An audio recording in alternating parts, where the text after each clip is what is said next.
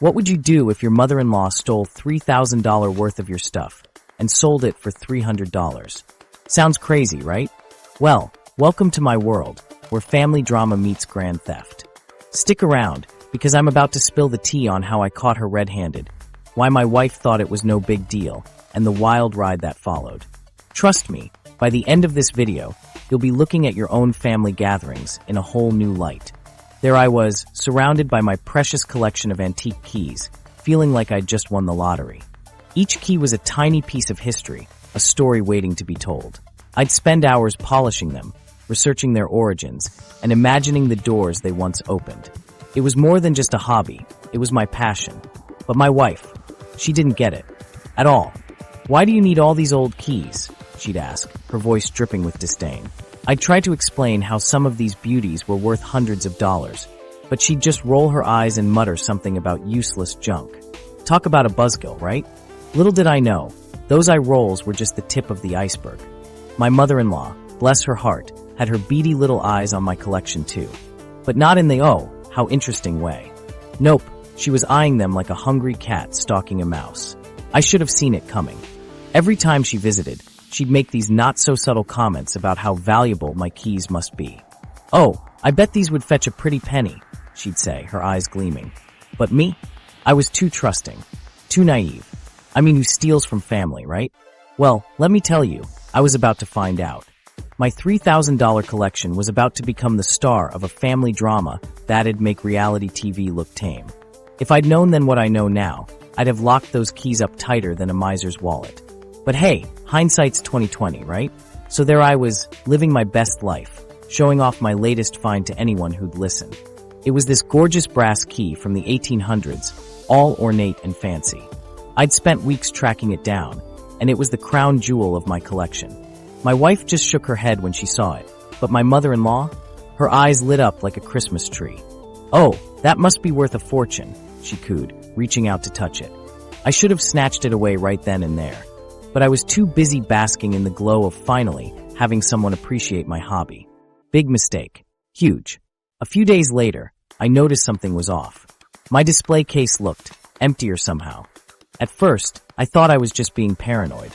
Maybe I'd moved some keys around and forgot. But as I started counting, my heart sank. One key missing, then another, and another. I tore the house apart looking for them. Maybe they'd fallen behind the cabinet? Nope. Under the couch? Nada. I was starting to feel like I was losing my mind. That's when I remembered my mother-in-law's visit. No way, I thought. She wouldn't, would she? I called my wife in a panic. "Honey, have you seen my keys? The antique ones." There was a long pause on the other end of the line. Too long. About that, she started, and I felt my stomach drop. Mom might have borrowed a few. Borrowed? Borrowed? Who borrows someone else's prized possessions without asking? I was seeing red. But it gets worse, folks. Oh, so much worse. Turns out, my dear mother-in-law didn't just borrow my keys. No, she decided to take them on a little field trip to the local pawn shop. Yeah, you heard that right. My precious, carefully curated collection was now sitting in some grimy pawn shop, probably mixed in with fake Rolexes and pawned wedding rings. And here's the kicker. She sold them for a fraction of what they were worth. We're talking pennies on the dollar here. My $3,000 collection? She got a whopping $200 for it. I could have cried. Actually, I think I did cry a little. But wait, there's more. When I confronted her about it, do you know what she said? "Oh, I thought you wouldn't mind. After all, they were just collecting dust." Just collecting dust? Just collecting dust? I was ready to blow a gasket. And my wife? She was caught in the middle, trying to play peacemaker. "Mom didn't mean any harm," she said. "Didn't mean any harm?" She sold my pride and joy. My legacy. Okay, maybe I'm being a bit dramatic, but come on. I spent the next few weeks calling every pawn shop in a 50-mile radius, trying to track down my keys. It was like trying to find a needle in a haystack. A very expensive, historically significant needle in a haystack of knockoff watches and questionable electronics. Ever had that feeling where your stomach drops and your heart races, but you can't figure out why? That's exactly how I felt when I walked into my living room that fateful day. Little did I know, I was about to star in my own personal horror movie, The Great Key Caper. So there I was coming home from work, whistling a happy tune like some cartoon character who's about to step on a rake. I pushed open the door, tossed my keys on the table, oh the irony, and strolled into the living room. And that's when it hit me. Something was off. Way off. My eyes darted to the corner where my prized key cabinet stood. Or should I say, used to stand. Because now, it looked emptier than my bank account after Black Friday. I rubbed my eyes, thinking maybe I was hallucinating. Spoiler alert, I wasn't. I rushed over, praying to every deity I could think of that it was just a trick of the light. But nope, no such luck. The cabinet door was hanging off its hinges, looking like it had gone 10 rounds with a crowbar and lost spectacularly. Now, I'm not gonna lie. I might have let out a little scream. Okay, fine. It was more like a full-blown shriek that probably had the neighbors thinking I'd seen a ghost. Sue me. My wife came running in, looking like she'd just seen a ghost herself. What's wrong? She asked, all wide-eyed and innocent. I couldn't even speak. I just pointed at the empty cabinet, my mouth opening and closing like a fish out of water. And you know what she said? I swear, I'm not making this up. She goes, oh that.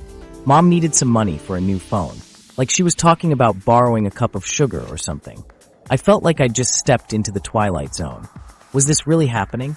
Had my mother-in-law really just robbed me blind? And was my wife really acting like it was no big deal?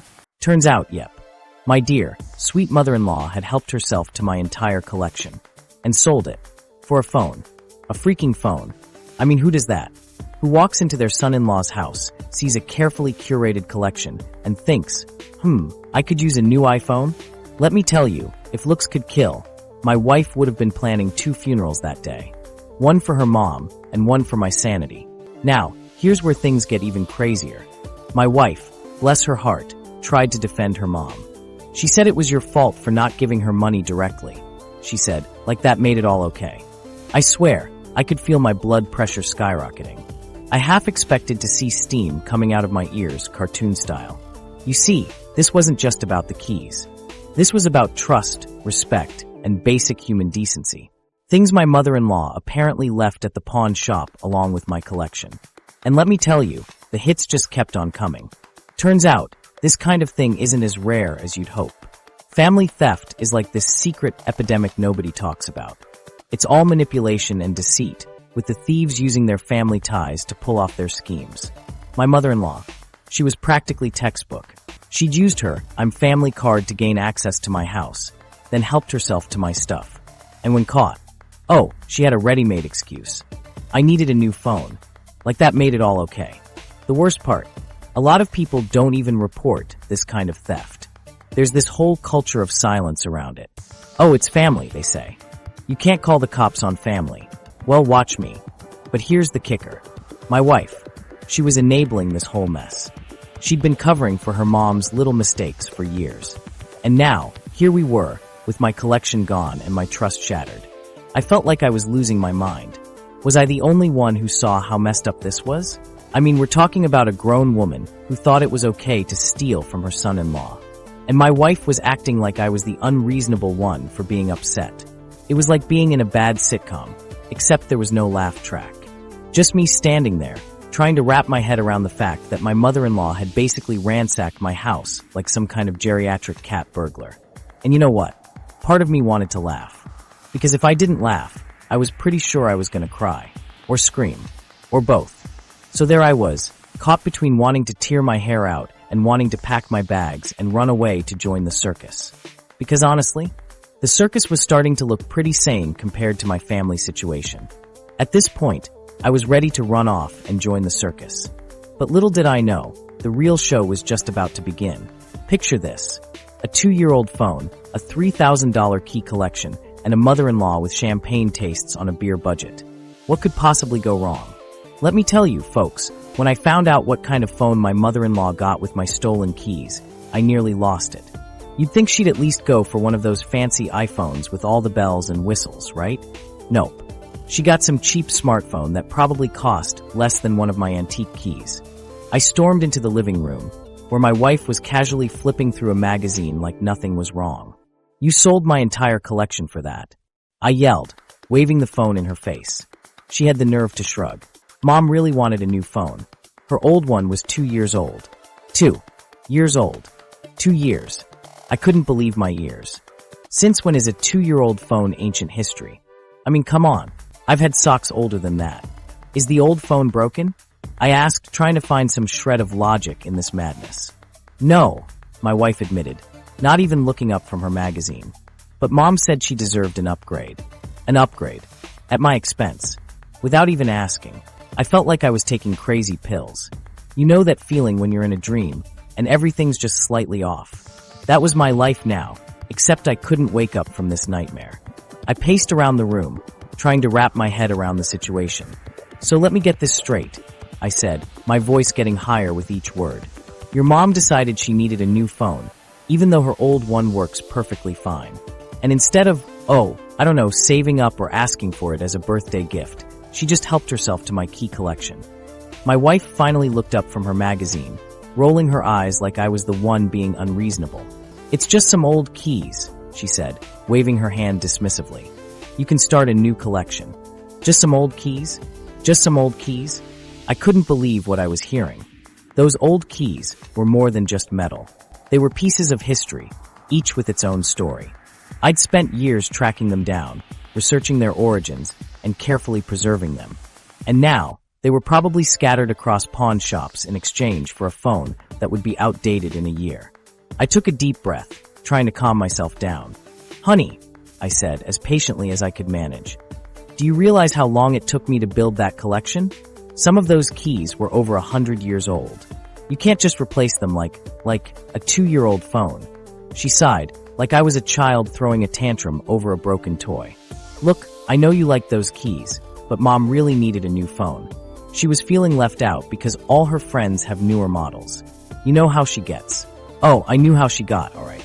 She got whatever she wanted, whenever she wanted, consequences be damned. And apparently, my wife was totally fine with that. That's when it hit me. This wasn't just about the keys. This was about respect. Or rather, the complete lack of it. I was married to someone who thought it was okay to let her mom steal from me. Talk about a wake-up call. I sat down on the couch, feeling suddenly exhausted. Do you even understand why I'm upset? I asked, looking at my wife. She shrugged again. It's not like you were using those keys for anything. They just sat in a box. I couldn't believe what I was hearing. It was like talking to a brick wall, except the brick wall might have shown more empathy.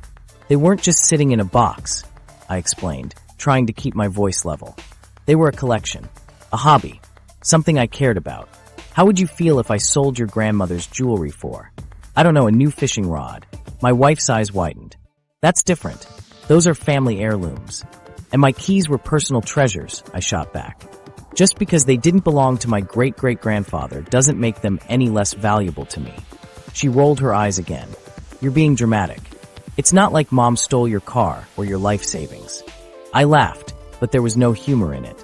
No, she just stole something I loved and cared about. Something I spent years collecting. And you're acting like it's no big deal. Because it isn't, she exclaimed, throwing her hands up. It's just some old keys. Why can't you let it go? I stood up, shaking my head. You really don't get it, do you?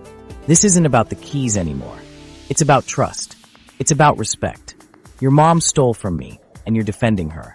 How am I supposed to feel safe in my own home when my wife thinks it's okay for her mother to take whatever she wants? My wife's face softened a bit. You're overreacting. Mom didn't mean any harm. She gets these ideas sometimes, you know? Oh, I knew. Boy, did I know. And suddenly, I realized this wasn't the first time something like this had happened. It was just the first time I'd caught on. How many other things had mysteriously disappeared over the years, chalked up to being misplaced or forgotten?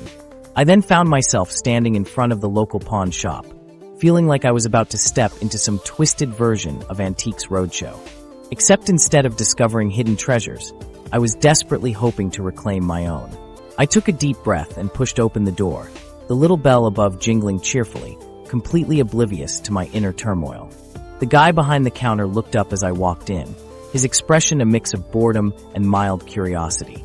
I approached, trying to look casual, like I wasn't about to ask the most ridiculous question of my life. Hey there, I said, my voice cracking slightly. I'm looking for some antique keys. Any chance you've got some in stock? The guy raised an eyebrow. Keys? Yeah, we've got a few. What kind are you looking for?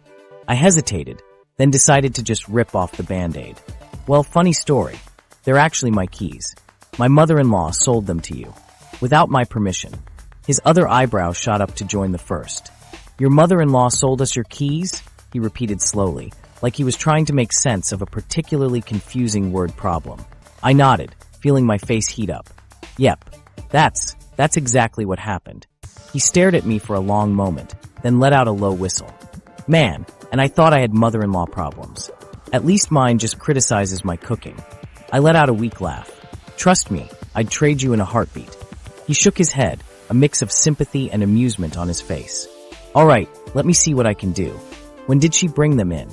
I gave him the date, and he started tapping away at his computer. I stood there, shifting from foot to foot, feeling like a kid waiting to see the principal. After what felt like an eternity, he looked back up at me.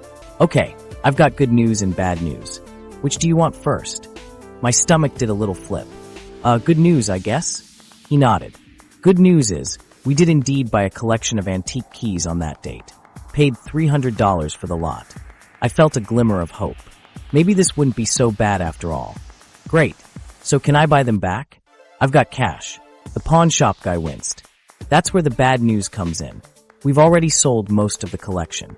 My heart sank faster than a lead balloon. Most of it, I echoed weakly. He nodded, looking genuinely apologetic. Yeah, turns out antique keys are pretty popular. We sold them for way more than we paid your mother-in-law, too. I felt like I'd been sucker punched. Not only were my keys gone, but someone else had profited from my loss. It was like adding insult to injury, then kicking me while I was down for good measure. How much more? I asked, not sure I really wanted to know. He hesitated, then turned his computer screen towards me. I looked at the numbers and felt my jaw drop. They'd sold my keys for nearly 10 times what they'd paid my mother-in-law. Oh, come on, I exclaimed, throwing my hands up in frustration. You've got to be kidding me. The pawn shop guy shrugged helplessly. Sorry, man. That's just how it goes sometimes. If it makes you feel any better, we had no idea they were stolen. I sighed, running a hand through my hair. Yeah, I know. It's not your fault. You were just doing your job. He nodded, then seemed to remember something. Oh, wait a sec. We do still have a couple of keys from that collection.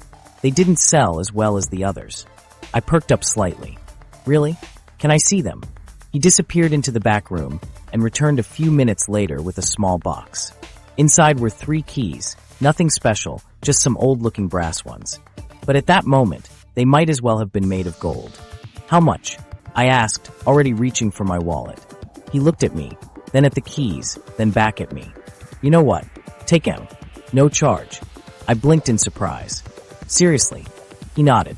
Yeah, consider it a sorry your mother-in-law sucks discount. I couldn't help but laugh. Thanks, man. I really appreciate it. As I left the pawn shop, those 3 keys clutched in my hand, I felt a weird mix of emotions. On one hand, I was glad to have at least a small part of my collection back. On the other hand, knowing that the rest of my keys were out there somewhere, probably decorating someone's hipster coffee grab your shop popcorn or whatever, because the show's about made to me amp feel up sick to a to new my level. stomach. Remember when I said I was going to confront my mother-in-law? Well, let me tell you, it was like walking into a lion's den wearing a suit made of steak. I picked up the phone, all ready to give her a piece of my mind. But before I could even open my mouth, she hit me with a, "Oh, it's you." I swear, I could feel the ice forming on my phone screen. Now, I'm not usually one for confrontation. I'd rather eat a bowl of nails than deal with conflict. But this time, I was determined. So I took a deep breath and asked, "Why did you sell my keys?" And that's when it happened. The moment I'd been waiting for. The grand unveiling of the mother-in-law's master plan. "Are you ready for this?" She said, and I quote, "Well, if you'd just given me the money for a new phone like I asked, I wouldn't have had to."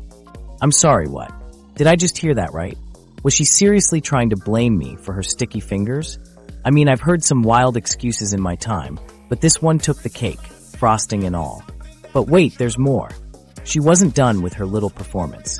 Oh no, she was just warming up. She continued. Besides, those keys were just cluttering up your house. I stood there, phone in hand, mouth hanging open like a fish out of water. I mean, how do you even respond to that? It's like she was living in her own little world where theft is okay as long as you're doing someone a favor by decluttering their house. You know those moments in life when you realize you're dealing with a whole new level of crazy? Yeah, this was one of those. It hit me like a ton of bricks. My mother-in-law wasn't just a thief. She was a delusional, entitled thief with a side of, I'm doing you a favor delusion. I hung up the phone, wondering if it was too late to move to a deserted island, preferably one without cell service or meddling mother-in-laws. But here's the thing, folks. This whole situation, it's not as uncommon as you might think. Turns out, family members who steal often have a whole arsenal of excuses ready to go. It's like they took a master class in How to Justify Your Bad Behavior 101. See, according to the experts, these folks love to play the blame game. They'll point the finger at anyone but themselves. In my case, my dear mother-in-law was trying to paint herself as the victim. Poor her, forced to sell my precious keys because I wouldn't buy her a new phone. I mean, can you believe the nerve? But it gets even better. This entitlement thing, it's a real piece of work. These people actually convince themselves that they deserve whatever they're taking. In their minds, they're not stealing. They're just claiming what's rightfully theirs. So when my mother-in-law said those keys were just cluttering up my house, that was her way of saying, I deserve these more than you do. It's like she was doing me a favor by relieving me of my clutter. How thoughtful of her, right? And you know what's really wild? These entitled folks are masters of manipulation. They'll twist the situation around so much that you start questioning your own sanity. They'll make excuses, play the victim, do whatever it takes to avoid taking responsibility for their actions. It's like they're living in their own personal reality show where they're always the hero, never the villain. In their minds, they're not thieves, they're Robin Hood, taking from the rich, that's me apparently, and giving to the poor, themselves of course. But here's the kicker. A lot of times, this behavior stems from their own issues. Maybe they're struggling financially, or they feel neglected by their family.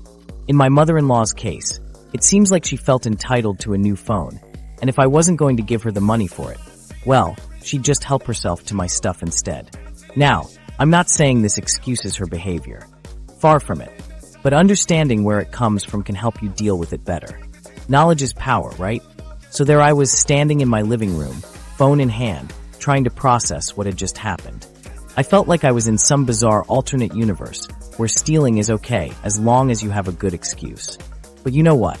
As crazy as this whole situation was, it taught me something important. It showed me just how far some people will go to justify their actions, even when they know they're wrong. At this point, I was still reeling from my chat with the mother-in-law from hell. My head was spinning, and I felt like I'd just gone 10 rounds with a brick wall. But the fun wasn't over yet. Oh no, it was time for round 2, talking to the wife. I found her in the kitchen, humming away like it was just another day. You know, like her mom hadn't just committed grand theft Keo. I took a deep breath and said, "We need to talk." She looked at me like I'd suggested we vacation on Mars. I laid it all out for her. The theft, the pawn shop, her mom's crazy excuses. The whole enchilada. I was expecting shock, outrage, maybe even a little sympathy. But you know what I got instead? Well, maybe if you'd just given Mom the money for the phone. I swear, in that moment, I thought I was having a stroke. Did I hear that right? Was she actually taking her mom's side? In a theft? Against her own husband? I mean, I knew family loyalty was a thing, but this was next level. I tried to reason with her. I asked how she'd feel if I sold her jewelry for pocket change. You know what she did? She had the nerve to look offended. "That's different," she said. "My jewelry is valuable." Oh, the irony. I wanted to laugh, but I was afraid it might come out as a scream. That's when it hit me like a ton of bricks. My wife wasn't just enabling her mom. She was part of the problem. It was like I was living in some bizarro world where theft was okay, as long as it was family doing the stealing. I realized I wasn't just fighting my mother-in-law anymore. I was up against a whole family's worth of crazy. It was like being in a wrestling match where suddenly your opponent's entire family jumps into the ring. And there I was, standing alone in my corner, wondering how the hell I ended up here. You know, they say marriage is about teamwork. But in that moment, it felt like my teammate had just switched sides mid-game. And let me tell you, that's a special kind of betrayal. It's like finding out your wingman's been secretly working for the enemy the whole time. I tried to explain to her how much those keys meant to me, how each one had a story, a history. But she just waved it off like I was talking about a collection of bottle caps. "They're just old keys," she said. "You can start a new collection. Just old keys. Just old keys." I felt like I was taking crazy pills. These weren't just pieces of metal. They were pieces of history. Each one a little time capsule, a connection to the past. But to her, they might as well have been spare change cluttering up the house. And you know what really got me? The way she kept defending her mom. She didn't mean any harm, she said. She just needed the money. As if that made it all okay. As if good intentions could magically erase the fact that she'd stolen something that meant the world to me. I found myself wondering if this was how it had always been. Had I just been too blind to see it? All those times her mom had borrowed things and never returned them. All those times my wife had made excuses for her. It was like I was seeing our entire relationship in a new, very unflattering light. The more we talked, the more I realized how deep this rabbit hole went. It wasn't just about the keys anymore. It was about respect, boundaries, and trust. All the things that make a marriage work. And right now, ours was looking about as stable as a house of cards in a hurricane. I tried to explain how her mom's behavior was part of a bigger problem. How enabling her was just making things worse. But it was like talking to a brick wall. A very stubborn, very defensive brick wall. You don't understand, she kept saying. Family is different. And yeah, maybe family is different. But different doesn't mean they get a free pass to walk all over you. It doesn't mean you have to set yourself on fire to keep them warm. The worst part, the way she kept trying to turn it around on me. Like I was the bad guy for not just rolling over and taking it. Why can't you just let it go? She asked. Why do you have to make such a big deal out of everything? And let me tell you, that stung. Because it wasn't just about the keys anymore. It was about feeling heard, feeling respected, feeling like my feelings mattered in my own damn marriage. As we went back and forth, I could feel something shifting. Like a tectonic plate deep under the surface of our relationship. And I knew, whatever happened next, things were never going to be the same. You ever have one of those moments where you realize your whole life's about to change? Well, that's where I found myself. The ground was shifting under my feet, and I knew I had to make a move before the whole damn house came crashing down. After that blow-up with my wife, I couldn't just sit around twiddling my thumbs. I mean, come on, how was I supposed to feel safe in a house where my own wife thought it was cool for her mom to swipe my stuff? Nah, that wasn't gonna fly. So I did what any self-respecting guy would do. I started plotting my great escape. First things first, I had to protect what was left of my stuff. You better believe I went out and bought myself a safe. And not just any safe, mind you. I'm talking about a big old beast with a combination lock that would make Fort Knox jealous. No way was anyone getting their sticky fingers on my belongings again. But securing my stuff was just the beginning. I needed a place to go, somewhere I could call my own without worrying about surprise visits from the mother-in-law from hell. So, I started apartment hunting. I was looking for something small, cheap, and most importantly, a place where I could put up a no mother-in-laws allowed sign without feeling guilty. Now, here's where things got a little tricky. I didn't tell my wife about any of this. I know, you're probably thinking, dude, communication is key in marriage. And you're right. But you know what else is key? Not stealing your husband's prized possessions and selling them for pocket change. So, I figured we were even on the communication front. Every night, I'd wait until my wife was fast asleep, snoring away like a chainsaw in a lumber yard. Then, I'd sneak out of bed, tiptoe to the living room, and fire up my laptop. Let me tell you, I felt like a regular James Bond, minus the fancy gadgets and cool accent. There I was, scrolling through apartment listings at 2 a.m., trying not to wake the dragon sleeping in the next room. You know those spy movies where the hero has to sneak around his own house, avoiding creaky floorboards and dodging security cameras? That was me, except instead of stealing government secrets, I was just trying to find a decent one-bedroom apartment that allowed pets. Talk about high stakes, right? But let me tell you, all that sneaking around paid off. Within a week, I had a solid plan. I'd found a place to go, a way out of this mess. For the first time since this whole fiasco started, I felt a glimmer of hope. Freedom was on the horizon, and it looked a lot like a tiny studio apartment with questionable plumbing, but blissfully mother-in-law free air. Now, I'm not gonna lie, planning this escape wasn't exactly a walk in the park. There were moments when I felt like I was losing my mind.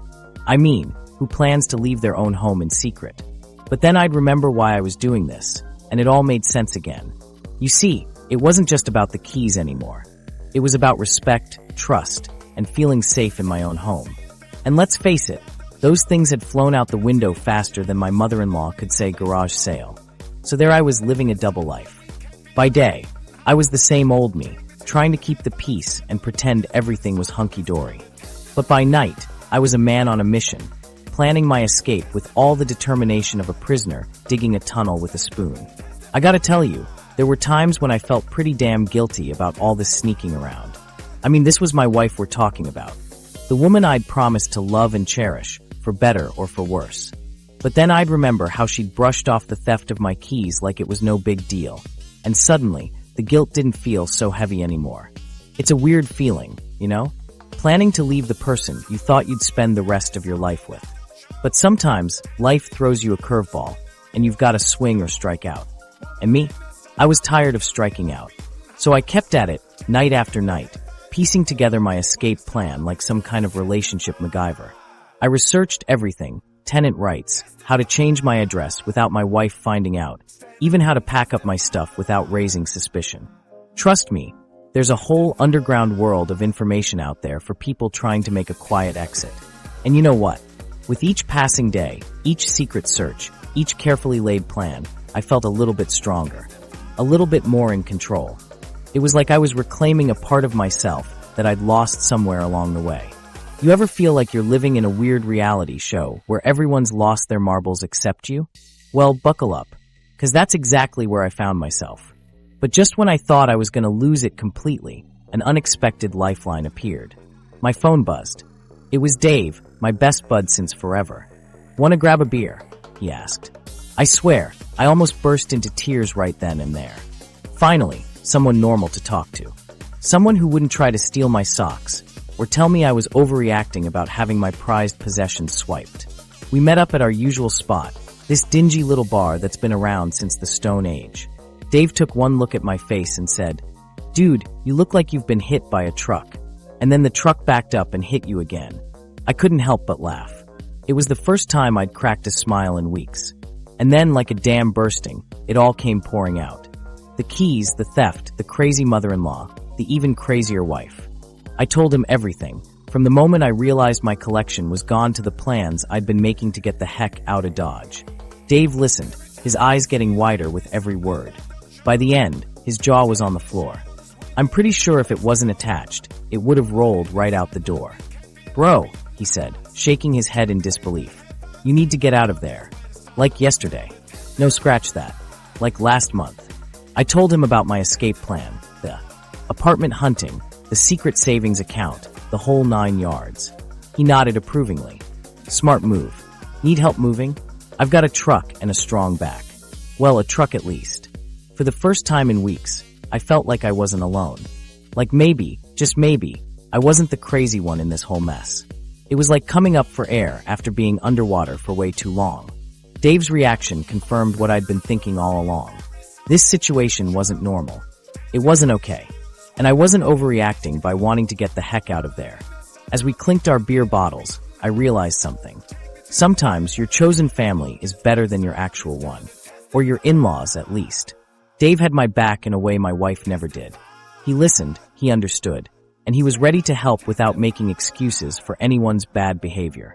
We spent the next couple hours talking strategy.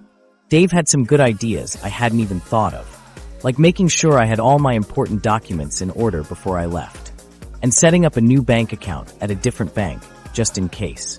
But more than that, he reminded me of who I used to be before all this mess. We laughed about old times, shared stupid jokes, and for a little while, I forgot about the chaos waiting for me at home. As the night wore on, I started feeling more like myself again. Dave's support was like a shot of courage straight to the heart. I knew leaving wouldn't be easy, but now I felt like I could actually do it. Before we called it a night, Dave looked at me real serious-like. "Listen, man," he said, "I know this is tough, but you're doing the right thing. You can't keep living like this. It's not good for you." I nodded, feeling a lump in my throat. "Thanks, Dave." I managed to choke out. "I don't know what I'd do without you." He grinned and punched my arm lightly. "Hey, what are friends for? Besides, someone's got to keep you from going completely bonkers." As I walked home that night, I felt lighter than I had in months. Sure, my situation still sucked. My wife was still defending her klepto mom, and I was still planning a secret escape. But now I had backup. I had someone in my corner, cheering me on. The next few days were a whirlwind. With Dave's help, I finalized my plans. We moved my stuff bit by bit, sneaking out boxes when my wife was at work. It felt like we were pulling off some kind of heist, only we were the good guys. Every time I started to doubt myself, every time I wondered if I was making a mistake, I remembered Dave's words. This wasn't normal. This wasn't okay. I deserved better. Finally, the day came. I was ready to make my move. As I stood in the doorway of our house, soon to be just her house, I took a deep breath. This was it. No turning back now. I thought about how far I'd come since that night at the bar with Dave. Ever felt like you needed a superhero to swoop in and save you from your own family drama? Well, after my heart-to-heart with Dave, I knew it was time to call in the big guns. And by big guns, I mean a divorce lawyer who looked like she could make grown men cry just by raising an eyebrow. I'd spent enough time wallowing in self-pity and plotting my escape in secret. Now it was time to get some professional backup.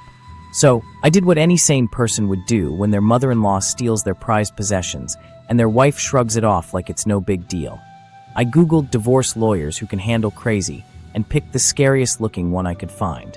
Let me paint you a picture of this lawyer's office. It was all dark wood and leather, like something out of a John Grisham novel. And there, behind a desk that probably cost more than my entire key collection, sat my new champion. She had this look in her eye that said, "I eat difficult in-laws for breakfast and wash them down with the tears of cheating spouses." I plopped down in the chair across from her, feeling like I was about to confess my sins to a priest who moonlighted as a professional wrestler. "So," she said, her voice as sharp as a tack, "what brings you to my office today?" And that's when I opened the floodgates. I spilled everything, the keys, the theft, the crazy family dynamics, my wife's complete lack of support. I told her about the pawn shop adventure, the confrontation with my mother-in-law, and how my wife seemed to think family loyalty trumped basic human decency. As I talked, she scribbled notes, occasionally glancing up at me with a look that was part fascination, part horror. I couldn't tell if she was impressed by the sheer insanity of my situation, or if she was secretly wondering if I was some sort of pathological liar with an overactive imagination. When I finally ran out of steam, she put down her pen and leaned back in her chair. The silence stretched out between us like a rubber band about to snap. I held my breath, waiting for her verdict. Was my case too crazy even for a lawyer who looked like she ate nails for breakfast? She leaned forward, folding her hands on the desk. "Mr. Key Collector," she said, her voice deadly serious, "I've heard some wild stories in my time, but yours takes the cake." My heart sank. This was it. She was going to show me the door, tell me to sort out my own mess. But then she smiled. It wasn't a warm, friendly smile. No, this was the smile of a predator who's just spotted their next meal. "We're going to nail them to the wall," she said, and I swear I saw a glint in her eye that would make a shark think twice about messing with her. She started laying out a plan of action, talking about evidence gathering, legal precedents, and something called alienation of affection that sounded like it belonged in a sci-fi movie rather than a courtroom. But I nodded along, feeling a weight lifting off my shoulders with every word. "Now," she said, "let's talk about that video footage you mentioned. That's going to be crucial in building our case." I blinked. "Video footage?" She raised an eyebrow. "You said you had video of your mother-in-law stealing the keys, right?" Oops. In my excitement to find a lawyer who could handle my crazy situation, I'd forgotten one tiny detail. I didn't actually have any concrete evidence. About that. I started, feeling my face grow hot. But my new legal eagle didn't miss a beat. "No problem," she said, waving a hand dismissively. "We'll work with what we've got. Your detailed records of the collection's value, any communications you've had with your wife or mother-in-law about the theft, it all helps build our case." She went on to explain how cases like mine often hinge on the evidence presented. Without hard proof, it can sometimes come down to he said, she warned. "But don't worry. We'll make sure your side of the story is heard loud and clear." As she talked, I felt a spark of hope ignite in my chest. For the first time since this whole mess started, I felt like I might actually come out on top. Sure, I didn't have a smoking gun or a smoking key in this case, but I had something better, a lawyer who seemed to relish a challenge. We spent the next hour going over the nitty-gritty details of my case. She asked about my wife's reaction to the theft, how long I'd been planning to leave, and whether I'd taken any steps to protect my remaining assets. With each question, I could see the gears turning in her head, piecing together a strategy that would make Perry Mason proud. By the time we wrapped up, I felt like I'd just gone 10 rounds with a legal heavyweight and somehow come out standing. My head was spinning with terms like equitable distribution and marital property. But underneath all the legalese, one thing was clear. I wasn't alone in this fight anymore. Now imagine me, armed with legal jargon and a newfound spine ready to face my tormentors. You know that moment in the movies when the underdog finally grows a pair and faces the bad guys? Yeah, that was about to be me. Except this wasn't Hollywood, and I had no script. What could possibly go wrong? I called for a family meeting.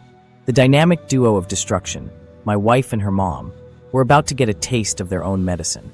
They sauntered into our living room, the very scene of the crime, looking as smug as cats who'd just gotten away with raiding the fish tank. Little did they know, I was about to flip the script. As they settled in, probably expecting another round of "let's gaslight the husband," I took a deep breath.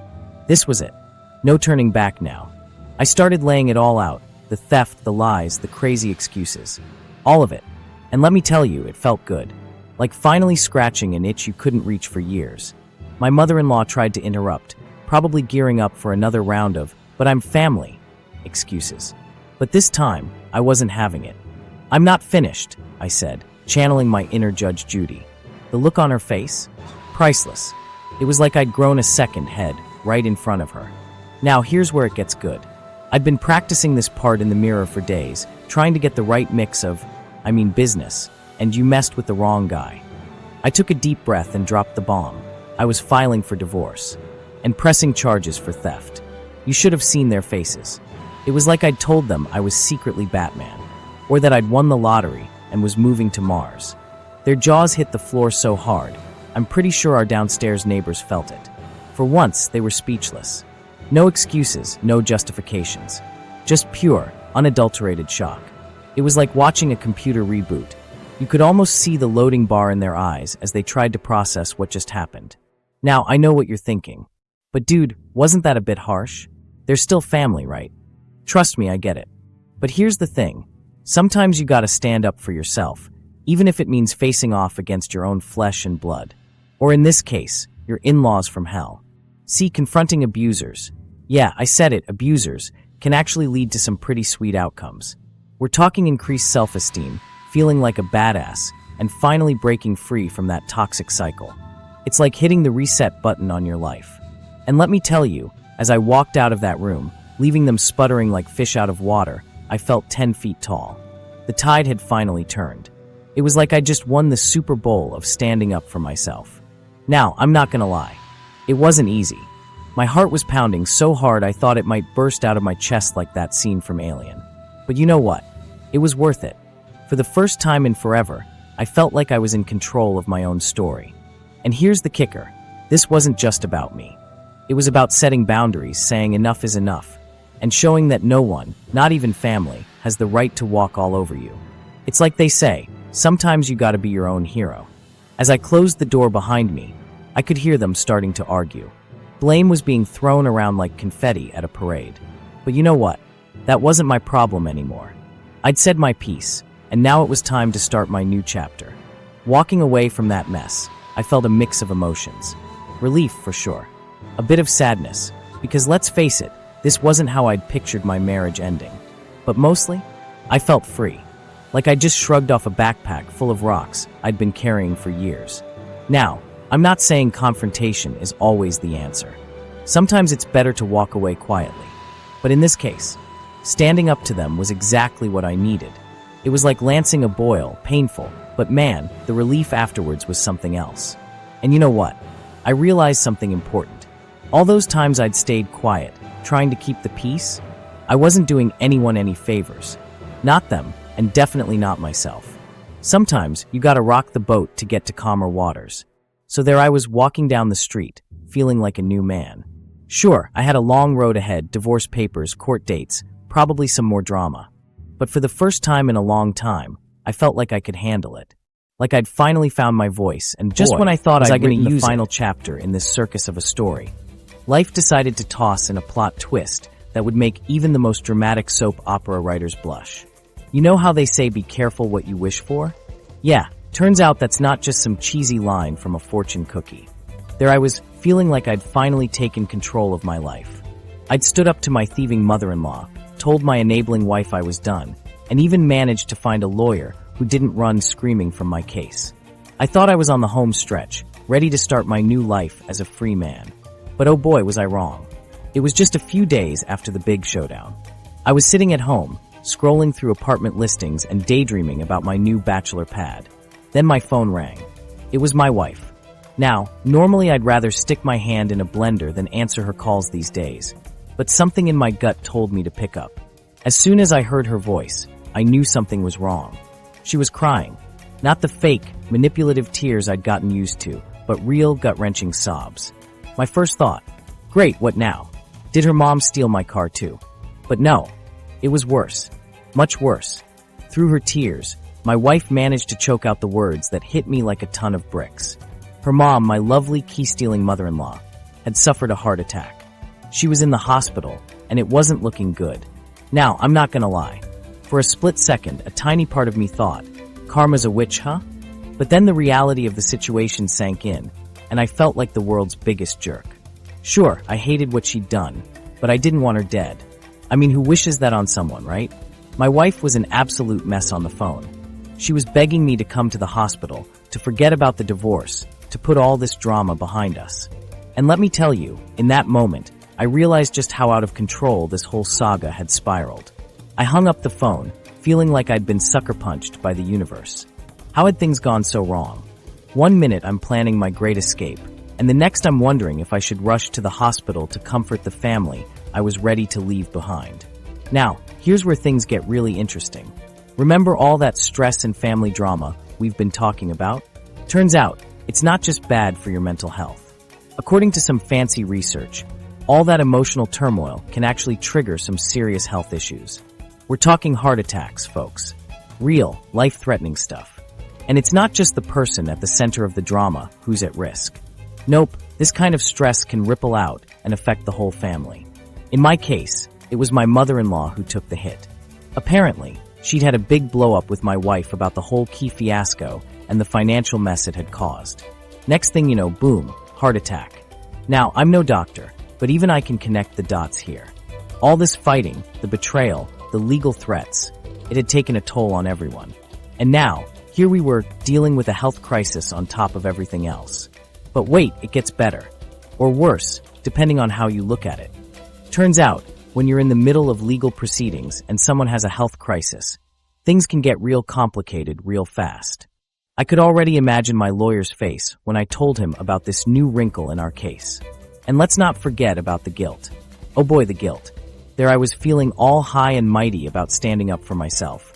And now I'm wondering if I pushed things too far. Did my actions contribute to this? Should I have handled things differently? I mean, logically, I know it's not really my fault. My mother-in-law made her choices, and actions have consequences.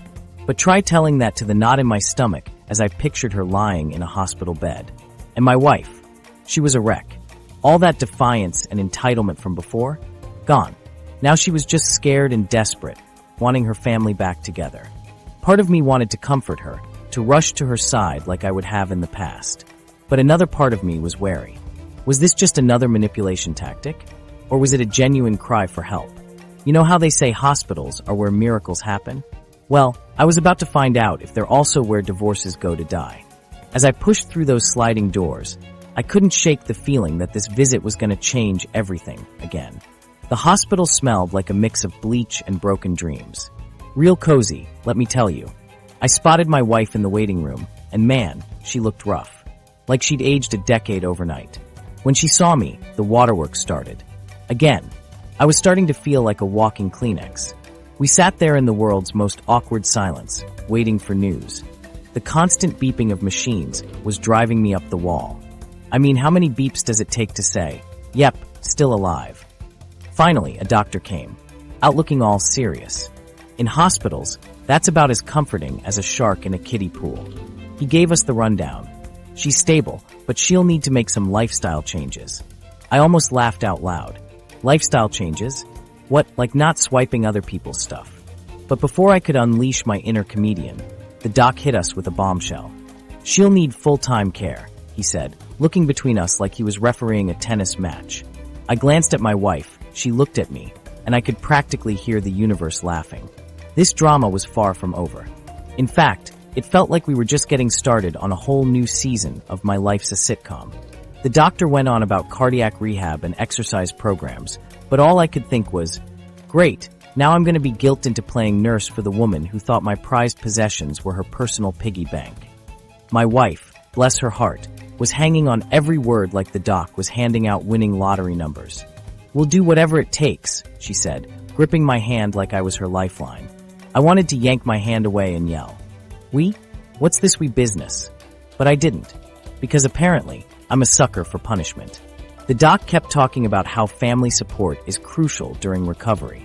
I wanted to ask if there was a support group for families who've been royally screwed over by their own kin. Maybe we could start one. We'd call it Relatives Anonymous, for those who've been robbed blind by blood. As we left the doctor's office, my wife turned to me with those big, watery eyes. I know things have been difficult, she said, master of understatement that she is. But Mom needs us now. We can't abandon her. I bit my tongue so hard I thought I might need a doctor myself. Abandon her? Like she abandoned all sense of decency when she pawned my keys? But here's the kicker. Part of me, the part that wasn't still seething with rage, felt a twinge of something. Pity. Concern. Whatever it was messing with my perfectly justified anger. My wife must have seen the conflict on my face because she launched into full-on persuasion mode. I know you're still upset about the keys, she said, like we were talking about a misplaced TV remote and not Grand Theft Antique. But this is bigger than that. Mom could have died. And there it was. The ultimate trump card. How do you argue with a near-death experience? It's like trying to win a fight with a kitten. Even if you win, you still feel like the bad guy. So I nodded, because what else could I do? Okay, I said, feeling like I was signing my soul away. We'll figure it out. My wife's face lit up like I'd just offered her the moon. Thank you, she whispered, hugging me tight. As we walked out of the hospital, I couldn't help but think about the stats the doctor had thrown at us.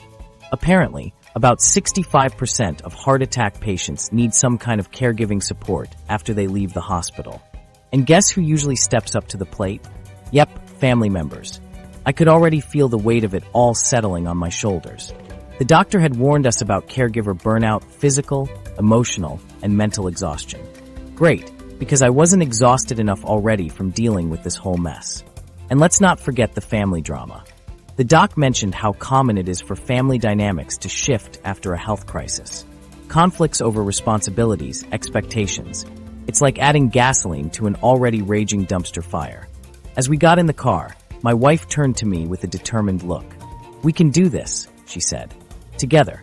I nodded, not trusting myself to speak. Because honestly, I wasn't sure we could. Our marriage was already on shaky ground, and now we were supposed to add full-time caregivers to our resumes? But as I started the car, I realized something. This whole situation, it was like a test. A really messed up, unfair test, but a test nonetheless. And maybe, just maybe, it was a chance to see what we were really made of. So there I was, thinking we'd reached peak drama. But oh boy, was I wrong. You know how they say, it's all downhill from here. Well, let me tell you, that hill was about to turn into a roller coaster, and I was strapped in for the ride of my life. After the hospital visit, my wife went into full-on guilt trip mode. I swear, if guilt trips were frequent flyer miles, we'd be on our way to a tropical paradise by now. But nope, we were headed straight for Crazy Town population, us. We can't abandon her now, my wife said, her eyes all big and pleading. She needs us. I wanted to scream. I mean really scream. Like wake the neighbors, scare the dog kind of scream. Us? What about when she abandoned my trust and stole my collection? But I didn't. I just stood there, mouth opening and closing like a fish out of water. But my wife wasn't hearing it. She was on a mission. Operation Forgive and Forget. And let me tell you, she was gunning for that. Gold medal in mental gymnastics. She made a mistake, my wife pleaded. We all make mistakes. Yeah, like marrying into this family, I thought. But I kept that gem to myself. I'm not completely stupid, you know. Just mostly. And then, just when I thought it couldn't get any worse, my wife dropped the mother of all bombs. She suggested we move her mom in with us. To take care of her, she said. I nearly choked on my coffee. Move in the woman who robbed me? Was she insane? I mean, I've heard of keeping your enemies close, but this was ridiculous. What's next? Giving her a spare key to the safe? That's when it hit me like a ton of bricks. This wasn't about care. This was about control. My mother-in-law's health scare was just another way to manipulate me. And boy, was it working. See, here's the thing about manipulation in families. It's like a game of chess, but all the pieces are made of guilt and the board is on fire. When health issues are involved, it's like someone just flipped the table and declared themselves the winner. My mother-in-law was using her heart attack as leverage. It was her get-out-of-jail-free card, her I can do whatever I want pass. And my wife, she was buying it hook, line, and sinker. But here's the kicker. This kind of manipulation, it doesn't just mess with your head. It messes with everything.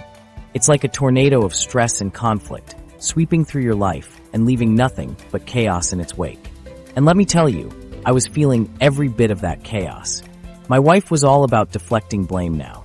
Suddenly, it wasn't about her mom stealing my stuff.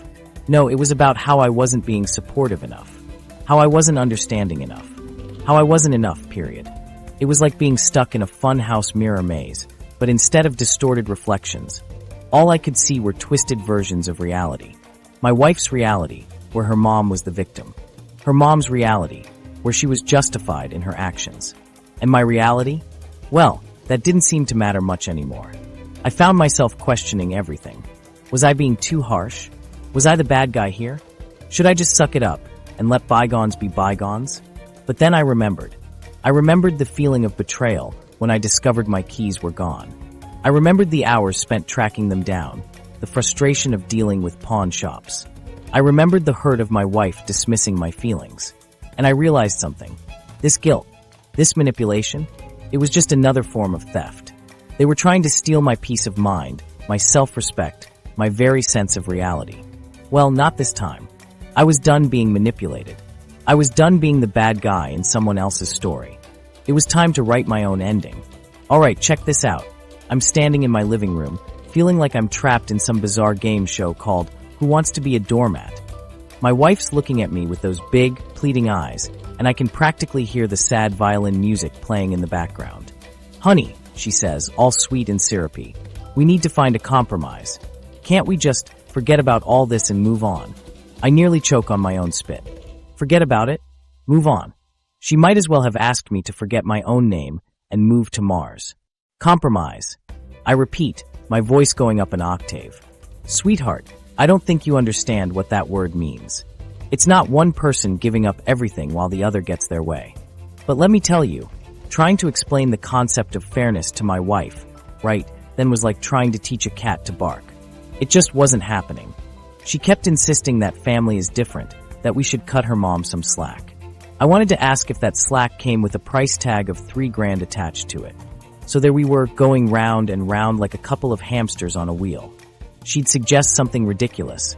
I'd counter with something equally outlandish, and we'd both end up more frustrated than before.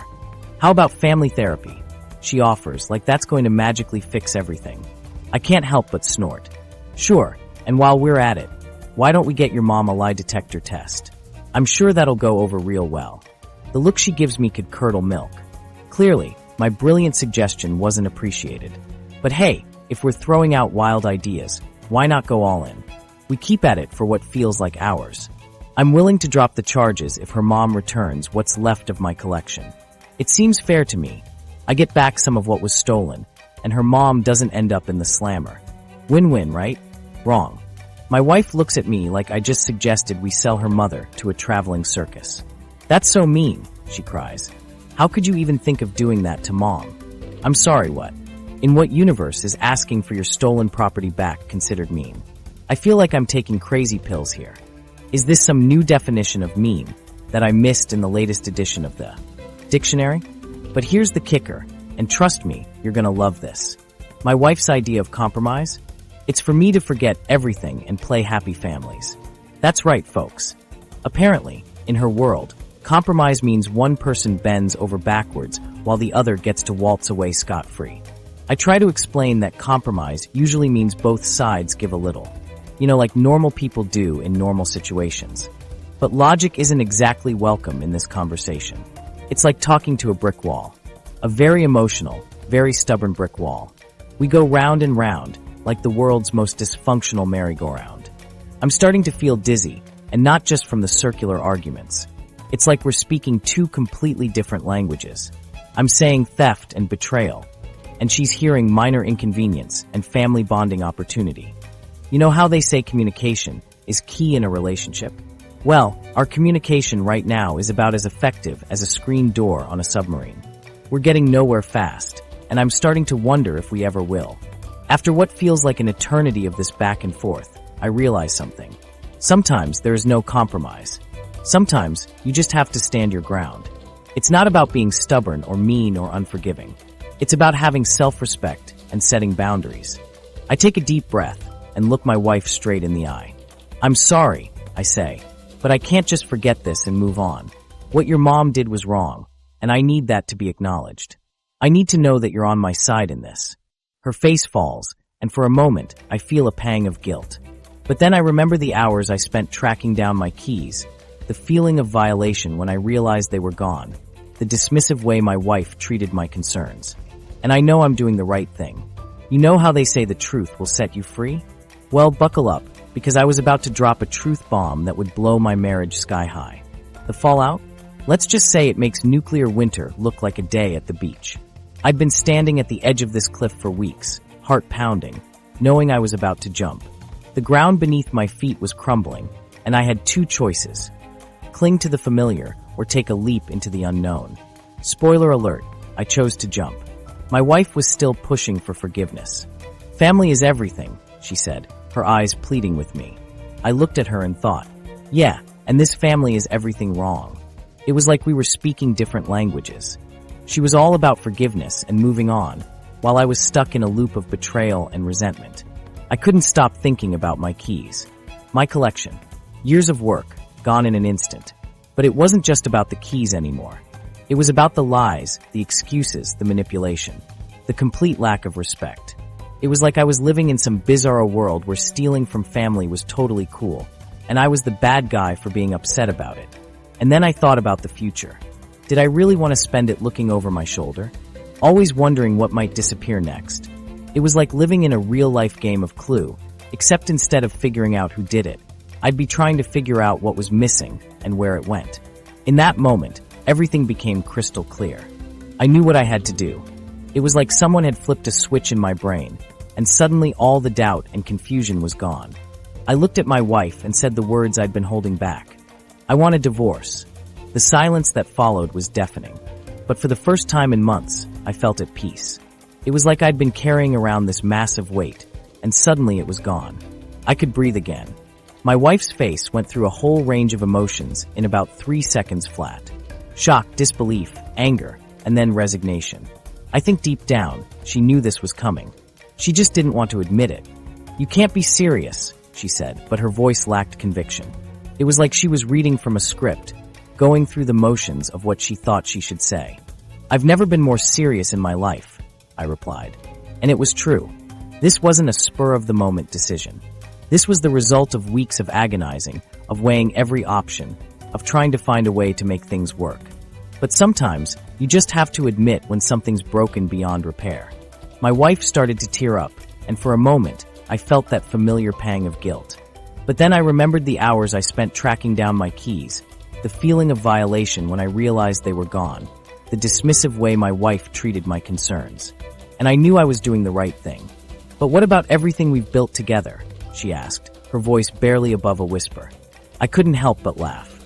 It wasn't a happy laugh, more like the kind of laugh you let out when you realize the universe is playing a cosmic joke on you.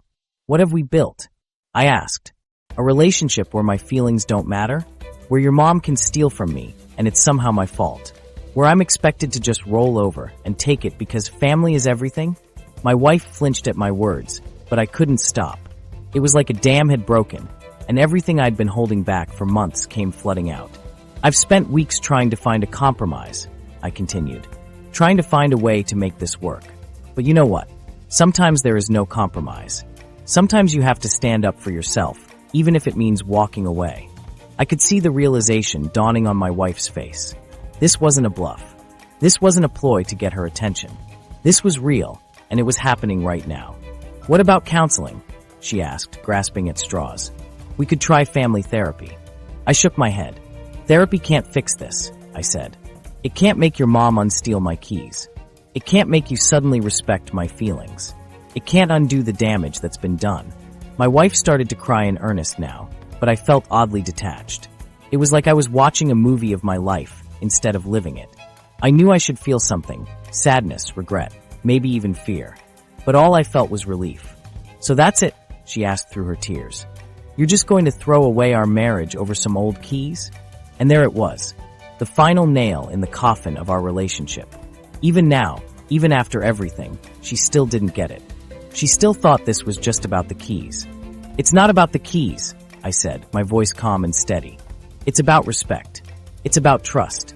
It's about being able to feel safe and valued in my own home. And I don't have any of that here. I stood up, feeling 10 feet tall. For the first time in forever, I felt like I was in control of my own story. No more being a doormat. No more letting other people decide what I should think or feel. I'll be staying with a friend for a few days, I said. I'll have my lawyer contact you about the divorce proceedings. As I walked out the door, I felt a mix of emotions washing over me. Relief, sadness, excitement, fear. But most of all, I felt free. Like I'd finally broken free from a cage I didn't even realize I was in. You know how they say freedom's just another word for nothing left to lose? Well, let me tell you, it's also the first step to finding something way better. Turns out, losing my keys opened up a whole new world. So here I am, single and keyless. But you know what? I'm okay. Actually, I'm more than okay. I'm freaking fantastic. Sure, I lost my collection, but I gained something way more valuable, my freedom. No more walking on eggshells. No more worrying about what might go missing next. It's like I've been let out of a cage I didn't even know I was in. I've started a new collection. Not of things, but of experiences. Can't steal those, right? Last week, I went skydiving. The week before that, I tried my hand at pottery. Turns out, I'm terrible at both, but man, did I have fun. And the best part, no one's trying to pawn my memories for a new phone. I've reconnected with old friends, too. Guess what? They missed the old, non-stressed out me.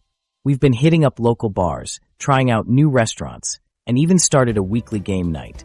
It's like I'm rediscovering a part of myself I thought I'd lost forever. And get this, I even adopted a dog. His name's Buddy, and he's not much of a conversationalist, but he's never stolen anything. Upgrade.